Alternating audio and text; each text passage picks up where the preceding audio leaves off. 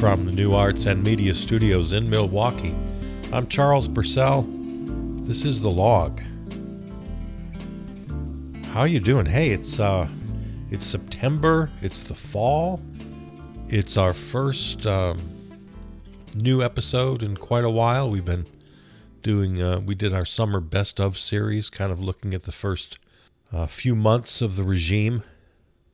So we're back with new episodes. We're not going to try to catch up on everything we missed. In fact, to be honest, I felt a lot of pressure over the last year or so. Well, certainly since the regime, of course. That's when this really began. I felt a lot of pressure to get to as much as I could, get all the news stories. And as I've told you many times, and I have to remind myself, I'm not a news program. I'm not a journalist. Please don't come to me for the news. I mean, I have to tell you which story I'm talking about, and in order to comment on it. And often I get a little caught up in the story itself, in the news itself. And, of course, you might be hearing it for the first time. In fact, it's, I don't know, depending on who you are, it's likely that many of the stories that I comment on, you're hearing for the first time. So I do need to give you a little bit of the information. But, yeah, again, I've reminded you of this in the past. I've got to remind myself often. I'm not a journalist. I'm not reporting. A reporter goes out and talks to sources and rings doorbells and makes phone calls and talks to people and gets the story. I've done just a little bit of that in my life, so that's how I know the difference. So as far as what I'm going to do going forward, I'm going to try to take some pressure off of myself. I felt obligated. I felt that I had sort of a duty to get you as much news as I could get to you. Like, I can't miss this story. I got to talk about this. Maybe they don't know about this. That's not my job. My job is to ruminate and comment. And I ask you, please don't be one of those people who just says, well, I don't care for the news. I don't watch the news, or it depresses me. Or try to be well informed. It's just better for all of us in the long run. It's better for you. It's better for me. It's better for the planet. It's better for the country. If you're well informed. The founders of the Constitution counted on a well-informed citizenry. And as I've said many times, as radical as I may be, I kind of like the Constitution. It has a few things that need to be fixed, but for the most part, I like it. Particularly Article 2, Section 4 of the Constitution, which says that the President, Vice President, and all civil officers of the United States shall be removed from office on impeachment and conviction of treason, bribery, or other high crimes and misdemeanors. You'll remember when the Supreme Court was arguing about whether or not the president should have immunity from prosecution, which was a horrible historic decision made by our current Supreme Court several months ago. It was ridiculous that they even heard the case in the first place, let alone how they decided. But if you remember, there was some debate as to what a civil officer is. Well, a civil officer is, I don't know exactly, but I know that it includes the cabinet. It includes Marco Rubio and Pete Hegseth and RFK Jr. and Tulsi Gabbard. I'm not sure if it includes Tom Homan, but it certainly should. So all of these people should be impeached and can be impeached according to the Constitution. And we got to stay on that. It's not a pipe dream. It's a long shot, but it's not impossible. We found, how many is it? 4? Is it 4 Republicans currently who are demanding the release of the Epstein files? They still need a couple more. My point being, it's not ridiculous to ask for some Republicans to find a heart, find a soul, find a spine. It's, I'll never give up on that. As critical as I am of MAGA and of the Republican Party writ large, even I still hold out hope. Yeah, I know. Speaking of Epstein, you know, you and I have never really talked about the Epstein files. Because, to be honest, the whole thing sort of confused me. This is now the 3rd administration. Trump 1, Biden, and now Trump 2. They've done what they've done. They arrested and convicted Ghislaine Maxwell. They arrested and jailed and probably killed Jeffrey Epstein. And so I never quite understood the whole files thing. Because if you're not going to charge anybody else, you don't release files filled with names of people you're not going to charge.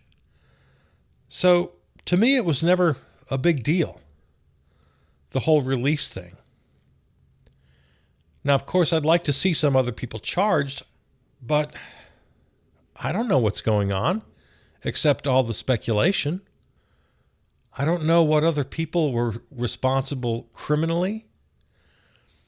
All these victims, some of whom have spoken out, most did not until this week when several did. I haven't heard names. Have I missed something? Have you heard names from them? Now, they're saying, here's a quote from Wednesday, from one of the survivors, unnamed. Well, not unnamed. I just don't have the name in front of me. Let me announce now, this is a quote. Several of us, Epstein survivors, have been discussing creating our own list of names. We know the names. Many of us were abused by them. Now, as survivors, we will confidentially compile the names we know were regularly in the Epstein world. Okay, that's fine. Good. If this is enough to get the investigation going again, wonderful. Epstein survivor Haley Robson said on Wednesday, "We are the keys to this situation. We have the truth, and the FBI knows the truth. You may pull the wool over the sheep's eyes, but we know who is involved.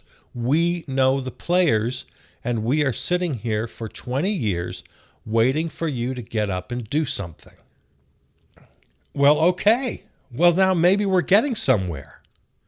If several attorneys general, including the infamous Merrick Garland, who is on my Mount Rushmore of worst people of the last decade, if several attorneys general and 2 presidents declined to go any further with this case, well, the only safe assumption that I had was that it hurt both Republicans and Democrats.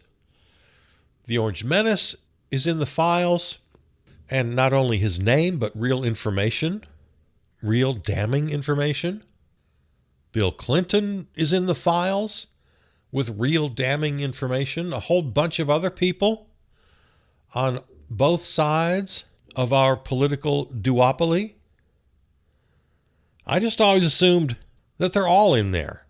And that's why we weren't seeing, well, I was going to say that's why we weren't seeing the files. Back to what I said earlier. We're not seeing the files because that's not how it works. We don't get to see files. You either prosecute based on the information or you don't. Either way, we don't see the files. We see the evidence in public trial, but there has to be a public trial. You can't release files on cases you're not going to prosecute, filled with names of people who now have no legal recourse. They just have their names out being muddied. So it goes against everything our system stands for. So I never got all excited about this whole release the files thing. It's not about releasing files. It's about arresting and prosecuting the guilty, which they've done with Maxwell, which they've done with Epstein. And I don't have any trouble believing that they killed Epstein, probably because of all the other names in the files. But the whole release the files things, I never quite understood. I never quite understood it. To be honest, I felt like, I kind of gave up, to be honest. Well, we lost this one. Unless and until we get, a third party candidate in there, unaffiliated with either of the duopoly parties. And I mean, high up the chain, President and Justice Department, we're never going to see these files. I kind of gave up. I said, we're lost. We've just lost on that one. Some speculate, and I don't believe it, but some speculate. And at this point, it's all speculation because none of us can really know. They speculate that Maxwell and Epstein are the only guilty parties. They recruited these girls. They raped and abused these victims. And nobody else can be counted among the guilty. Now, these women say there are other people. Good, let's find out. Please tell us. I don't know why they haven't told us years ago. And then, of course, the other whole big part of the story, which you don't have to be a conspiracy theorist to raise your eyebrows on the fact that Jeffrey Epstein was a billionaire and nobody seems to know how he got all of his money. He was friends with the rich and the powerful. All this money was changing hands. There was money laundering. There's evidence that his buddy Donald Trump was a money launderer because that's what New York real estate developers do. And millions and billions of dollars were exchanged between the two men.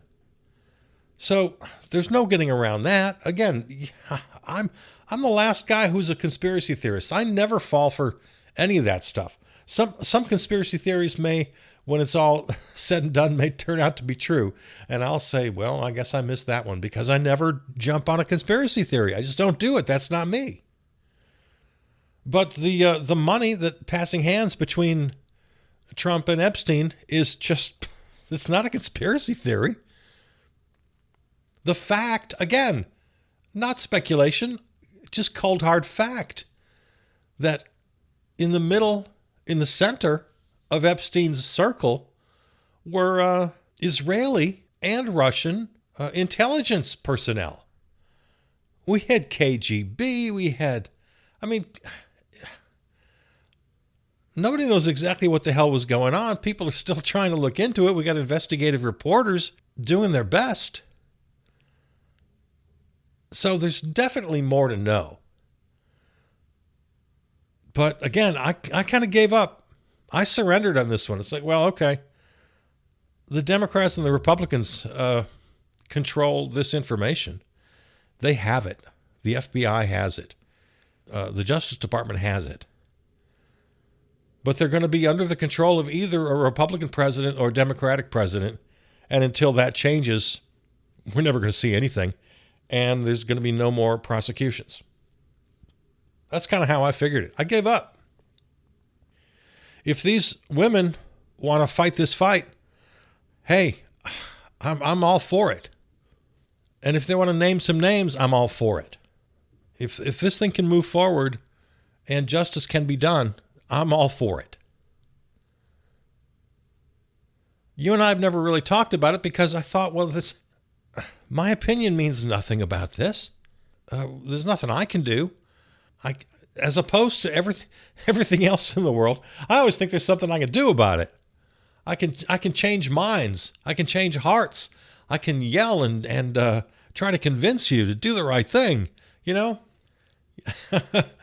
if I think that my opinion and my words can sway anybody in the fight for truth, justice, and the American way, well, I jump up and down and I shout about it. But I never did with Epstein because I thought nothing I could do. So it's at a very interesting place right now, especially with Marjorie Taylor Greene and a couple of other Republicans. Massey, what's his first name? I forgot Massey's first name. Ro Khanna, and all the Democrats, really. So I don't know. I'm the other thing, too, I don't know how this plays politically for the Democrats. Boy, watching the Democrats and the Republicans fight about this is like watching the Iran-Iraq war. Remember that from years ago? Like, who do you want to win this war? Just watching from afar, thinking, all right, just beat up on each other. Who do you root for between Iran and Iraq back in the day? When the Democrats and the Republicans go at it sometimes, I got no dog in the fight. I just want justice, and I want justice for these women.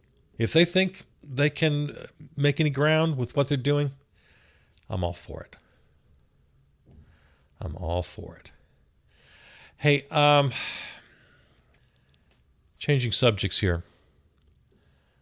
I really want to point you to something. Have you heard the term soft secession? You want to read the work of Christopher Armitage. He's got a Substack. Christopher Armitage, Armitage. He's had a couple of recent articles, essays, about what blue states can do. Blue meaning you have to have the Democratic trifecta, governor, House, and the court, which we don't have it here in Wisconsin. We have the governor and the court, the Supreme Court. We don't have or maybe by trifecta he means both houses of their state legislature. I don't know. That's not important. That's a detail. The point is you have to have control, one-party control of a state. I'm going to read just the beginning of this article to give you an idea what it's about. Behind closed doors, blue state leaders are planning their wargaming scenarios where federal agents show up and continue to transgress further and further past what is legal. Daily, the courts are showing that something is legal when Trump wants it to happen and illegal when he doesn't. How does a government function under these circumstances? For many state attorney generals, he says attorney generals. I say attorneys general. That annoys some people. For many state attorney generals and governors, the legal briefs are already drafted. The strategy sessions have been running since December. This is what American federalism looks like in 2025.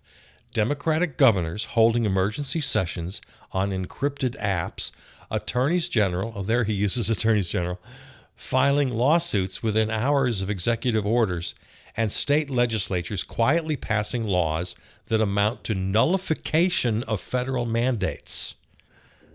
Nullification of federal mandates. Oregon, the state of Oregon, is stockpiling abortion medication in secret warehouses. Illinois is exploring digital sovereignty. California has $76 billion in reserves and is deciding how to deploy it. 3 sources on those daily Zoom calls between Democratic AGs. Yeah, apparently, he reports somewhere here in this article, or I forget, maybe, yeah, here it is. Near daily Zoom calls at 8 a.m. Pacific. 23 Democratic attorneys general are getting together. So the phrase keeps coming up, though nobody wants to say it publicly. Again, I'm reading here. Soft secession. So it's not, this big Civil War 1861 kind of a break of the country, but it's blue states Blue states are building what he calls parallel systems, withholding cooperation, basically creating independence legally through state action, making the federal government kind of meaningless. And he goes on quite at length here, talking about how red states have been doing this for quite a while. And now, with especially California and Illinois in the lead, along with New York, those are the three big ones. Governors Hochul, Pritzker, and Newsom. Toss in Massachusetts and New Jersey and Washington and the aforementioned Oregon. Each of these states sends much, much more into the federal government, money-wise, funds-wise, tax-wise, than they receive. They are net contributors to the cause, where most red states are net takers. Massachusetts sends $4,846 more per capita to the federal government than it gets back. Over the last 5 years, New York alone contributed $142.6 billion more than it received, while red states, on average, take in $1.24 for every dollar they send to Washington. They're takers, the blue states are contributors. And according to this strategy, there are legal ways to withhold these funds, to institute a kind of state banking. And it's not just money, it's cooperation with federal law. The Orange Menace keeps asking states to cooperate with deportation. Again, we love the Constitution around here. Take a look at the Constitution. You don't have to do that. And that applies to many, many laws. Think about legal weed. Cannabis is still illegal federally. Well, how is it legal in all these states? Because state law, depending on how you write it and how you implement it, supersedes federal law. I know that's not what you learned in school, but the legal eagles who know what they're talking about are telling us, and Christopher Armitage here is reporting in this excellent essay about how it can be done. An example from history, the Fugitive Slave Act was virtually unenforceable between 1780 and 1859 because northern states, led by the state of Wisconsin, I can proudly say, simply refused to enforce it. It's happening as we speak, as I've mentioned already, regarding immigration enforcement. Some states refusing to cooperate. 8 states have already enacted state voting rights acts. Everything around voting is under state control. And Armitage points out that red states have known this for years and have been acting on it. How do you think they had such strict abortion laws long before Roe v. Wade was stricken by our current Supreme Court? Red states have been consistently defying federal law because under our system, the federal government is not the boss of us. States' rights has always been a right-wing playbook. Turns out the blue states have figured this out. And it's very, very heartening. Multiple governors are studying whether they can legally deny federal agents access to state databases, airports, and even highways for immigration enforcement. States are creating pharmaceutical stockpiles, climate agreements, immigration policies. The National Popular Vote Interstate Compact has secured 209 electoral votes. And if you're not hip to what that is, that's a way to get around the Electoral College. States that sign on to this compact agree that the candidate with the most votes wins. And if we can get a few more states to sign on, the Electoral College basically ceases to exist. We don't have to have a constitutional convention. This compact just makes it obsolete. 11 states have reduced emissions by 50% under the Regional Greenhouse Gas Initiative. 24 governors representing 60% of the American economy are part of the U.S. Climate Alliance. So, again, reading from the article, we're not heading toward another Fort Sumter. We're watching something else. States quietly walking away from each other, Blue states will protect abortion rights, support organized labor, and protect individual rights. Red states will allow Christian theocracy, suppress wages, and criminalize free speech, and destroy health care. The federal government becomes a hollow structure that states have a moral imperative to ignore. So I just find this whole soft secession idea really appealing.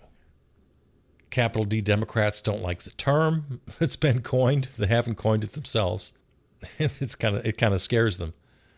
But it's a damn good idea. Because from the federal level, democracy has failed. Fair elections are becoming more and more unlikely. Now, of course, the threat from the Orange Menace is always, well, I'll withhold federal funds. That's what he did to Maine.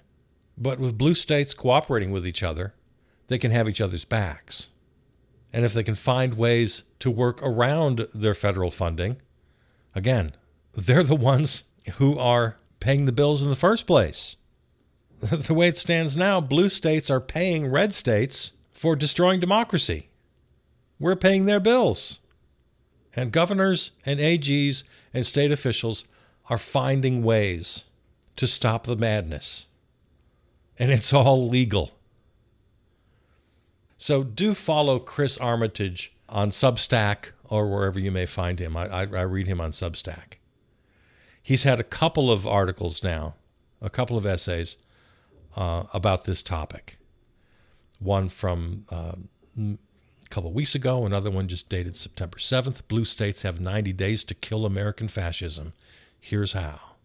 So I won't get into that one. It's a continuation of that idea.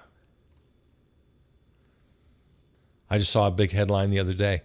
States go their own contradictory ways on vaccine policy.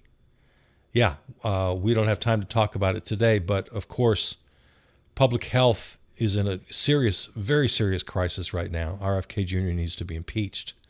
But this is another aspect of governance where the states can take control of their own situation. Republicans broke democracy. Here's how to fix it without them. That's the latest article from Armitage. So yeah, Christopher Armitage, I encourage you to seek him out, to read this, his last few articles, September 3rd, September 2nd, and the first one a couple of weeks ago. Read them, share them, send them to your representative, especially if you're in a blue state. This is good. This is good news. I like this news very much. All right, way over my time here. Stay in the fight.